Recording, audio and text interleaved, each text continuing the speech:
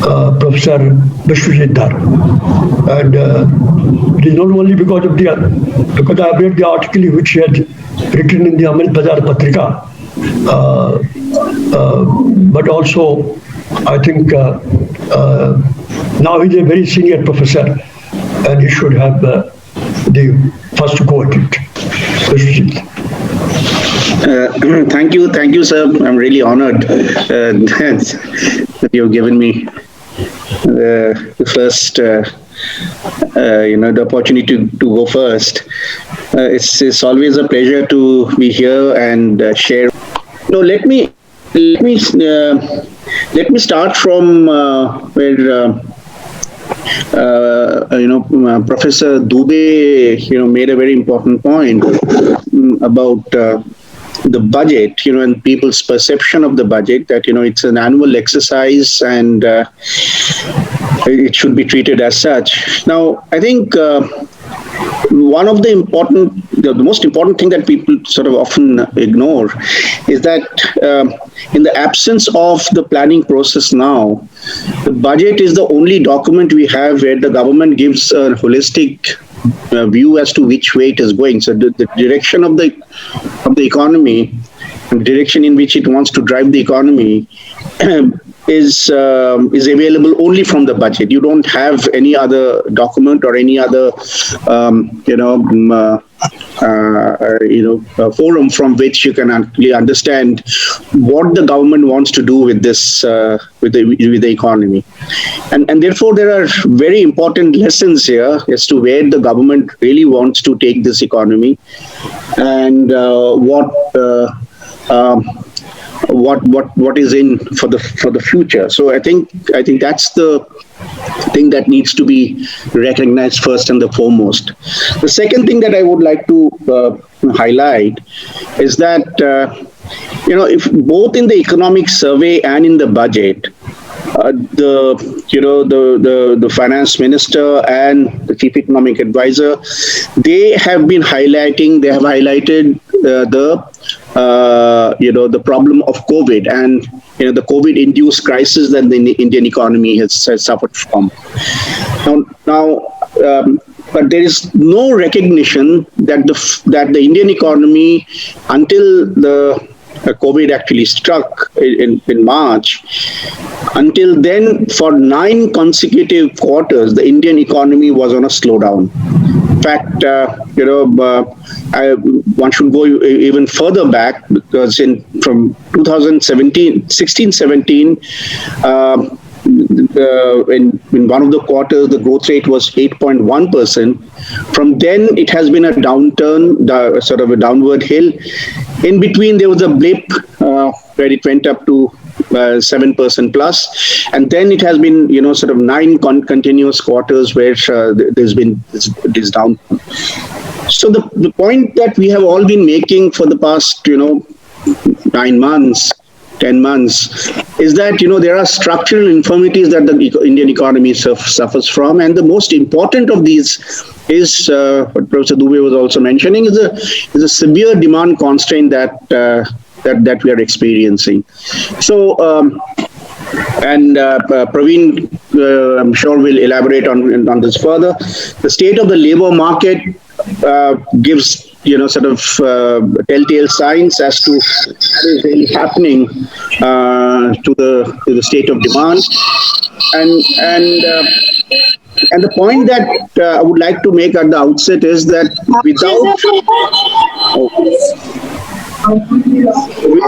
without seriously looking at stimulating demand, Indian economy is not going to go anywhere. This is clear to everyone. I think the government has been trying to stimulate the economy through completely wrong means. For instance, in 2019, it went and offered huge tax concessions to the corporates. The corporation tax was brought down. Ostensibly, the message was that we are trying to come down to the international levels. In Indian, the effective tax rate is far too high. and we are coming down to the globally acceptable levels. But the point that is often glossed over, and this is where I think I'd like to highlight the point that Professor Dubey also has been making, that the way the numbers have been presented, and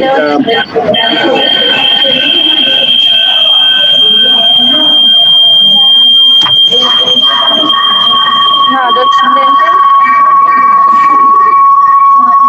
Hey, it's a request to all the audience. Please keep your microphone off. It's a great disturbance to the speakers. I have been writing it continuously. Why don't you, as an administrator, mute all the microphones? You can mute all the microphones, and only the speaker will switch on the microphone. yeah, I think you should do that. And yeah, Mute all of them, and you can really the speaker will switch on.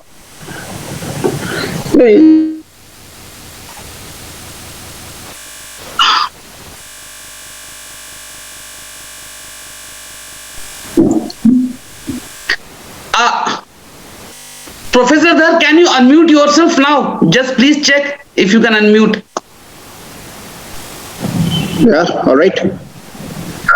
Can you hear me? Yeah. This is all right. Okay, thank you. Yeah, you are audible. Okay, thank you. So the way these numbers have been presented, and the fact of the matter is that there have been huge concessions that have been given to the corporates, left, right, and center, and each year we have been looking at these numbers of revenue foregone, which the government has been presenting pretty diligently. I think it was first introduced in 2005. By UPA, Dr. Manmohan Singh's government had introduced it, and every year we have been looking with a great deal of unease, the kind of concessions that have been given. So, if you look at the concessions that have been given to the corporates, and then try to understand what the tax rates are, you will get to understand the reality that the corporates have been severely undertaxed, and opportunities for taxing the constituency that needs to be taxed is repeatedly being sort of given a go by. Now, another important aspect, and I'll just focus a bit on the resource mobilization part, because staying on this issue of corporate taxation, again in this document on revenue foregone, there is a table that the government gives, very interesting table. Many people actually miss that table. It's the first table in this annexure, which gives the corporate, the details of the corporates which have been filing e-returns, and there are about more than 8 lakh companies. And out of these 8 lakh companies, we find that around 45% of these companies have declared either losses, or they declared that they're not making any profit. So these companies are actually going scot-free. So there is no tax on them. And if you look at if you consider the companies which are declaring profits of 500 crores or more, out of 8 lakh companies, this number is only 424. Now, this is absolutely unbelievable that, in a country like India, we have these big corporate entities here, that 500 crores or more is being made by only 424 companies. So I think, there is this kind of, I'm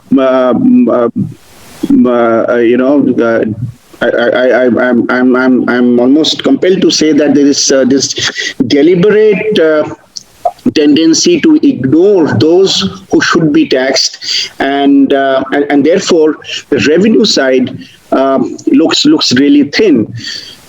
So in that context, all these discussion about the fact that this budget has stimulated the economy a great deal by just looking at the deficit, which the budget deficit, that the fiscal deficit that has been announced, this I think is barking up is a wrong tree completely. It doesn't give a real picture at all. Now, I was talking about this document on revenue foregone, but interestingly, in this budget, this document has actually gone missing. What has been included is last year's document with a bit of updating of the numbers. So we actually don't know. We are not up to speed as to what has happened. Last 2 years on the tax concession. So the corporate tax break that was given, 1.5 years back, the real impact of it in terms of what we are talking about, the ability of the government to tax these corporates, that is not available to us. So I think there is a serious lacuna there in the budget. Now the revenue accruals really tell us another story, and this is that the projections for 2021-22 show that these projections are actually lower than the budget estimates of 2021. So there's another thing very clear, that according to the government, despite what the CA had mentioned about this V-shaped recovery and Indian economy coming back to normal in 2021-22. Now, the government's own estimates about the tax collections tell us that this is not going to be normal. We'll still be below the pandemic level, and therefore it was imperative for the government to have done much more in terms of stimulating the economy. And why was this more important? Because what we have seen from the government is that as compared to other G20 countries, its peers, the fiscal stimulus provided by India was one of the lowest. So IMF tells us that the fiscal stimulus was only 3.1% of the GDP. The 20% of GDP economic package which was talked about was and we also did our calculations, had a lot of other things, but it was not the fiscal stimulus which could have actually stimulated demand if it was, of course, if it was used in a particular in the right kind of a manner, and that has to be emphasized, because fiscal policy on its own is not the solution. We have to put the money where the mouths are, where the needs are, and what we find is that this budget and scheme after scheme, wherever there was a need to put in the funds in order to stimulate demand, that opportunity has been sort of missed. So let me give one or two examples, and I'm sure other colleagues will elaborate on them further. The Narega spending, for instance. The good news, there's a good news and a bad news. The good news is that in the pandemic times, spending actually had gone up. This is what the revised estimates tell us. But the proposed figures show a sharp decline from the increase that was made in the past several months. So which again tells a story that the government thinks that this is only a pandemic-induced crisis. There is no structural problem. And therefore, they think that, the moment, we declare that we are free from COVID, everything is going to come back to normal. And again, as I said, ignoring the fact that there were structural deficiencies that the economy was suffering from. And here again, there's been a lot of discussion, or a lot of talk about investing in infrastructure. Now, all these announcements that have been made are in the big infrastructure projects. But in the rural areas, in the infrastructure that would have really helped agriculture to overcome the crisis that it is facing, and especially in times like this when there is this, the agitation that we are seeing. Proper focus on Narega could have actually brought the focus back on investment that agriculture needs. So I think it's a double whammy. Bringing down the spending on Narega is a double whammy. Is going to hit the economy twice. I also wanted to, there are lots of things to say, but I know in the interest of time, I'll just focus on two things that again Professor Dubey had very rightly focused on. One is this whole thing of foreign borrowing. And if you look at the foreign borrowing, external assistance, the number that has been given, this is a historically high level, reached a historically high level of 91,000 crores.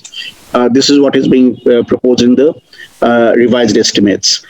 And of course, this shows 21-22 figure shows a decline.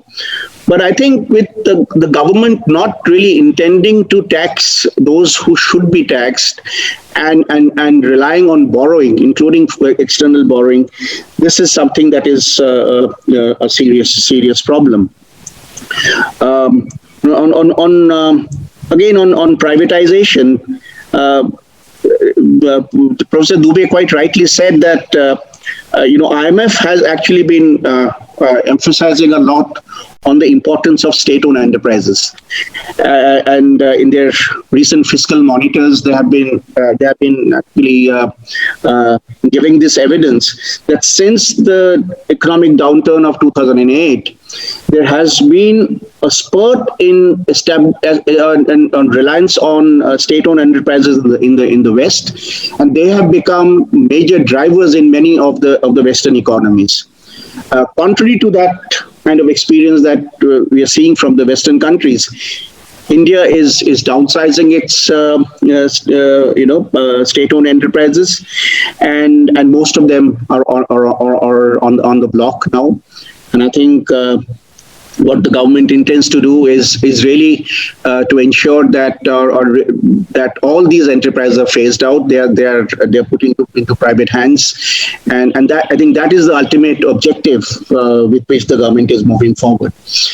Now, it's also interesting that the FDI numbers that the government is talking about, and this discussion that India has been attracting a whole huge volume of FDI, doesn't really tell another story, which is that much of this FDI has come in through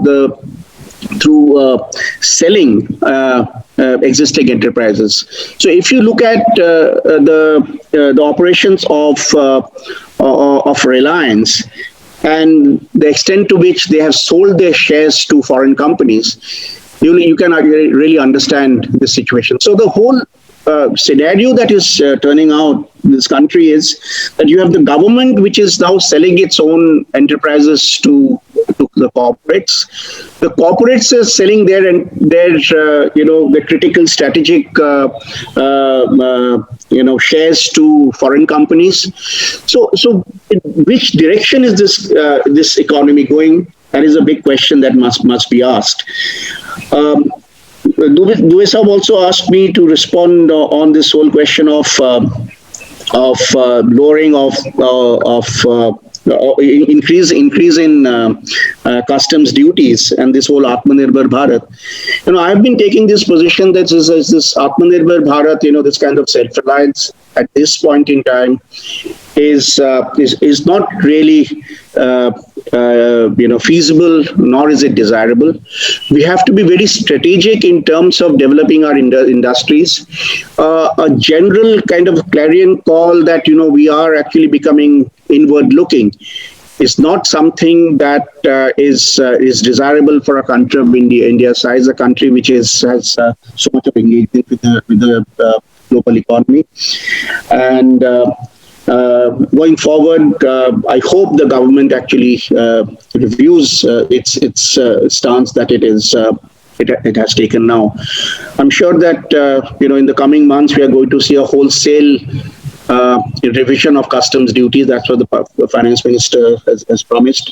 But I hope we don't become inward looking to such an extent that it starts hurting the economy in the longer run.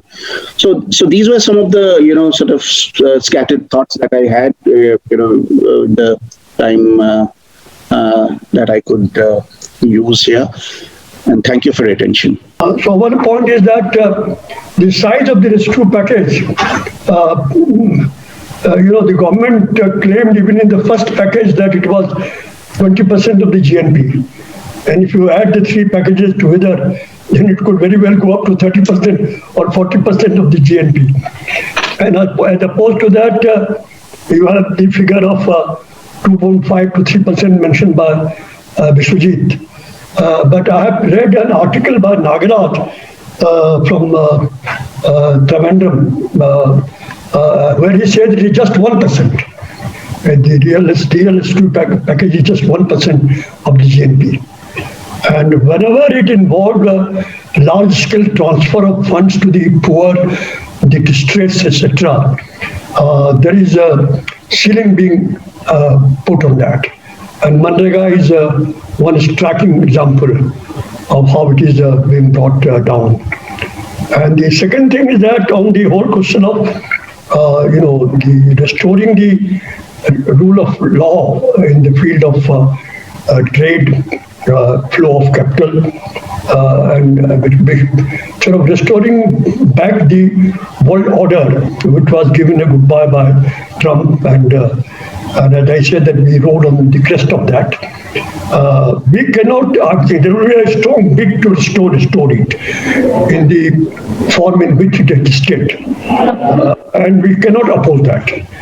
We have been a party to it in the past negotiations. It is very difficult to sell the point that we are in favor of the continuing chaos and violation of rule of law. So if the new US administration, along with the Europeans, take a view that they will restore it as it prevailed before Trump, we have to be seen as one of the leading powers trying to bring that about. But at the same time, we know that this world order have built-in elements of discrimination against us. And we have opposed it from the 60s. And I have been personally a part of that opposition. 20-30 years I have done it in my career. And the new laws that have been framed under the Uruguay round and proposed by the developed countries from time to time, involving other flows, we have been opposed to that. So it is a very delicate task of joining the new US administration and European countries to restore the world order that existed 3-4 years ago.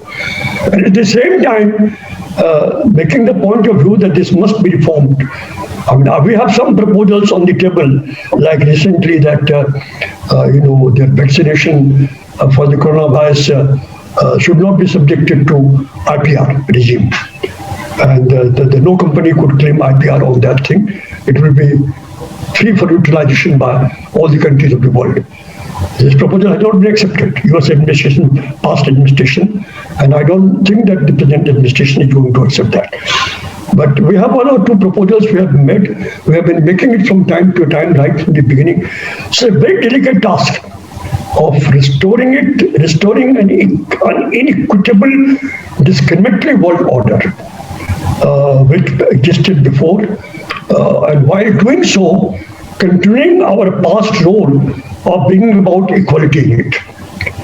And I don't know to what extent the government is aware of this delicate task, or they just want to take an opportunistic view that whenever there is an opportunity we will violate, and we will forget about long-term restructuring. We are not so much concerned about the shape of the world order to emerge 10 years, 20 years hence. It is not, it is not for India to think about, and we go on claiming that we are making contribution in this area, in that area, but we have no structured, orderly view of how things can be reordered. And so this I've just put I want to ask something. Yes, Sushmita. Yes. Yes, Sushmita, go ahead.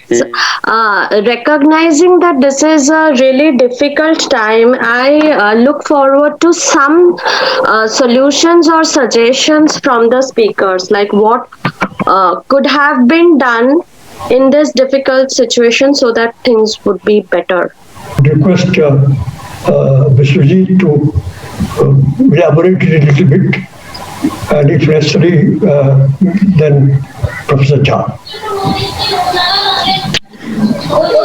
Yes, I think we have to see what could have been done, and in my intervention, I tried to focus on some of these points because all the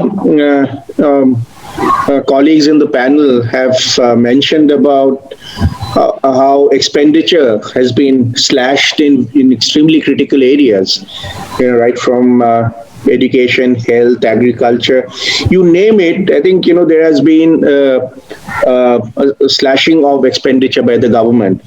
So that's why I was actually mentioning, I didn't want to elaborate because I knew our colleagues are going to be mentioning about, giving the details. That all this hoopla about the government spending and everyone looking at the fiscal deficit to say that there has been a big push by the government. This sounds absolutely ridiculous to say the very least, because what the government has actually done is that it has frittered away resources to areas or to in areas where it is absolutely not desirable. It has actually not garnered resources from where it should have actually done this. And at the end of the day, we are having a situation where, sectors which are absolutely imperative for focused attention is if this country this economy has to go anywhere forward out of this pandemic, those have been completely left to the mercy of I think cronies. Now that is something that has to be highlighted here. Now I was in the pre-budget and I was actually doing an exercise. I was looking at 4 budgets, earlier budgets, where which were presented after either a war, a conflict situation, or an economic downturn. And it started with the 58-59 budget of Pandit Nehru, which was after the economic crisis that the country faced. The 63-64 budget of Morarji Desai, 73-74 budget of Y.V. Chauhan, and 91-92 budget of Manmohan Singh. Now, in each of the budgets, and it was absolutely striking that all these budgets actually targeted either luxury consumer goods or those sections of the society who need to be taxed, and it had brought in that dimension. Now, it's incredible that this exercise, this entire budgetary exercise, instead of taxing those who should be, is actually giving concessions to those who don't deserve it at all. So I think this is the hallmark of the budget. And I think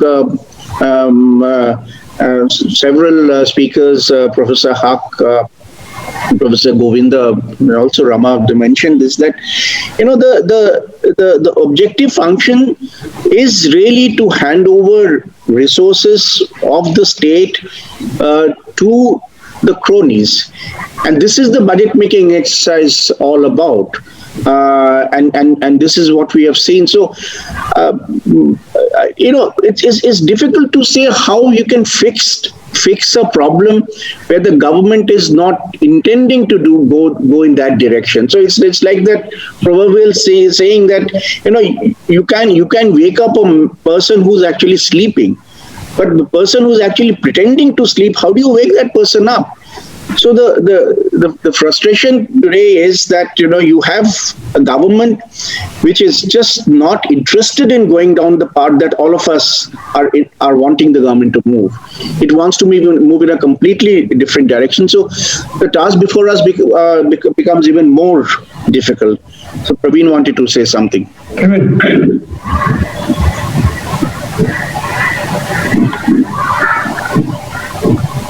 Sir, you have to unmute your mic. Yes, it's okay, Nona. Okay. Just 2-3 points. The first obvious thing, this is in response to what Sushmita asked, is to acknowledge the problem. There is a problem, but as Professor Dhar said just now, if you want to be an ostrich, fine. I mean, what can be done? Now, the Financial Times of London, which is supposed to be one of the most, iconic spokesperson for right-wing economics, that said in early August that we have to change the way of doing what needs to be done in the context of the pandemic and so on, and talks of a lot of public sector investments, lot of things which generally economists associated with the left of center, highlight. That is, all of you should, those of you who are not familiar with it, should look at that FT editorial of early August. Right? So there is a hell of a lot that we know what needs to be done. Right? None of that was done. If anything, even this claim of additional expenditure, as I mentioned, is a definitional jugglery. Do you really think that the entire nation is a bunch of fools? They can't figure out what very basics are. Yeah. So what needed to be done, as has been emphasized repeatedly, is to step up all those processes, expenditures, etc., which revive demand, number one. Number two, to do all that, then you need resources. Yeah. And again, I think I follow in the footsteps of Biswajit on this completely, that unusual times require maybe unusual interventions. Even if you are steeped in this broader neoliberal orthodoxy and so on, at least acknowledge that this is a very difficult time and do some things. I'll give you only one example, and several countries have done this. Yeah, Argentina has several countries. Let me not, for lack of time, I'll not get into the details. Can we think of at least a solidarity tax on those who can afford it? At least for 1 year, at least for 2-3 years. As per 2019 estimate, in India, the total wealth of the dollar billionaires is about 560 lakh crores. Think of 1% tax on their wealth, 5.6 lakh crores. If we assume that this wealth is being inherited, passing on generation to generation and so on, think of some percentage, 25, 30, whatever percent is appropriate for inheritance tax, something in the neighborhood of, let's say, your corporate tax or whatever, right? We are looking at a fabulous figure of 10, 12, 15 lakh crores. Why not? So, Sushmita and other young friends, it is important for us to recognize two things. That there is just no way.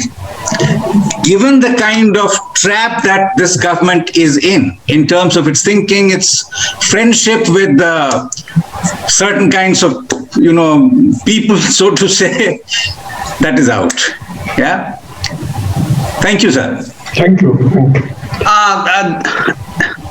There is one question in the chat box for Professor Rama Baru. Madam, I think you have read the question. Would you like to respond to it? This is this center state. I have replied on. We've been having a chat in the chat box. So, Okay. There are two. I just want to highlight two more important issues as far as health is concerned. You see, there has been a gradual centralization of certain health schemes, and these have become very important populist programs and are being used in their elections, state elections. So, whether it's the Ayushman Bharat or many of the other cash transfer schemes that have been put in place for health, it's for hospitalization, etc. It has a certain populism which it creates, and people actually feel.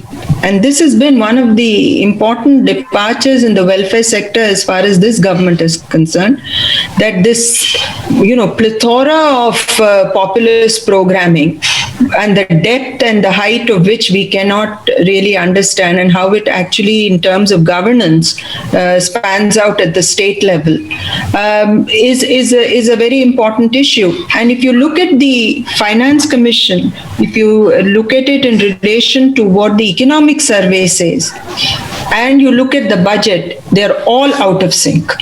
Because the 15th Finance Commission actually, says that you need to finance health much more. And the analysis done in the economic survey is actually a good analysis. But in the translation, so, somebody I think in the morning said, so will his job be on the line?